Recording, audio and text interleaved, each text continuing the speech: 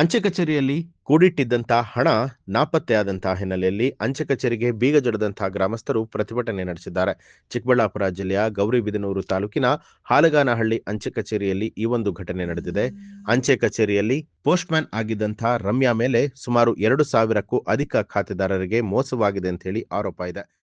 ಅಂತ ಸರ್, ಅವಳು ಸ್ಕಾಲರ್ಶಿಪ್ ದುಡ್ಡು 2 ವರ್ಷದ್ದು ಬಂದಿತ್ತು, SB ಅಕೌಂಟ್ ಅಲ್ಲಿ ಇಟ್ಟಿದ್ಲು. ಮತ್ತೆ ಅದು ಬೇಡ, ಫಿಕ್ಸೆಡ್ ಮಾಡ್ತೀನಿ, ನಾನು ಲಾಸ್ಟ್ ಇಯರ್ ತಗೊಂತೀನಿ ಅಂತ ಫಿಕ್ಸೆಡ್ ಮಾಡಿದ್ದು. ಬಟ್ ಇವಾಗ ಚೆಕ್ ಮಾಡಿಸಿದ್ರೆ ಅಲ್ಲಿ ಅಮೌಂಟ್ ಏನು ಡಿಸ್ಪ್ಲೇ ಬರೀ 500 ಇದೆ ಅಷ್ಟೇ ಸರ್. ಹಾಲಗಾನಹಳ್ಳಿ ಪೋಸ್ಟ್ ಆಫೀಸಲ್ಲಿ ಒಂದು 3 ತಿಂಗಳಾಯ್ತು ಸರ್. 45,000 SB ಅಕೌಂಟ್ ಇದೆ, ಫುಲ್ ಎಲ್ಲ ಅಮೌಂಟ್ ತೆಗೆದ್ಬಿಟ್ಟು ಅವಳು ಫಿಕ್ಸೆಡ್ ಮಾಡ್ಕೊಂತೀನಿ ಅಂತ ಫಿಕ್ಸೆಡ್ ಮಾಡ್ಕೊಂಡು, ಬಟ್ ಫಿಕ್ಸೆಡ್ ಮಾಡೋದಕ್ಕೆ ನನಗೆ ಯಾವುದೂ ಪಾಸ್ಬುಕ್ ಏನು ಕೊಟ್ಟಿಲ್ಲ. ಅವಳ ಮೇಲೆ ನಂಬಿಕೆ ಇತ್ತು, ಕೊಡ್ತಾಳೆ. ಆಫ್ಟರ್ ಡೆಲಿವರಿಗೆ ಹೊಟ್ಟೋದು, ಸರಿ ಬಿಡು ಡೆಲಿವರಿಗೆ ಹೋಗಿ ಮತ್ತೆ ಕೊಡ್ತಾಳೆ ಅಂತ ನಾನೇನು ಅದು ಇದು ಮಾಡ್ಕೊ ಈ ಥರ ಎಲ್ಲ ಬಂದು ಇದು ಮಾಡೋ ನಮಗೂ ಅದು ಏನಾಗಿದೆ ಅಂತ ಗೊತ್ತೆ. ಇವಾಗ ನಮಗೂ ಅದು ಗೊತ್ತಾಗಿಲ್ಲ.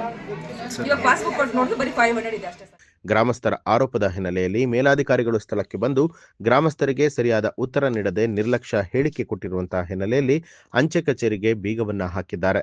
ಅಂಚೆ ಕಚೇರಿ ಅಕೌಂಟ್ನಲ್ಲಿ ಇದ್ದಂಥ ಹಣ ಖಾಲಿಯಾಗಿದ್ದು 1,000ಕ್ಕೂ ಅಧಿಕ ಜನರಿಂದ ಪೋಸ್ಟ್ ಆಫೀಸ್ ಮುತ್ತಿಗೆ ಹಾಕಿ ಪ್ರತಿಭಟನೆ ನಡೆಸಿದ ಸ್ಥಳಕ್ಕೆ ಗೌರಿಬಿದನೂರು ಗ್ರಾಮಾಂತರ ಪೊಲೀಸರು ಭೇಟಿಯನ್ನ ನೀಡಿ ಪರಿಶೀಲನೆ ನಡೆಸಿದ್ದಾರೆ.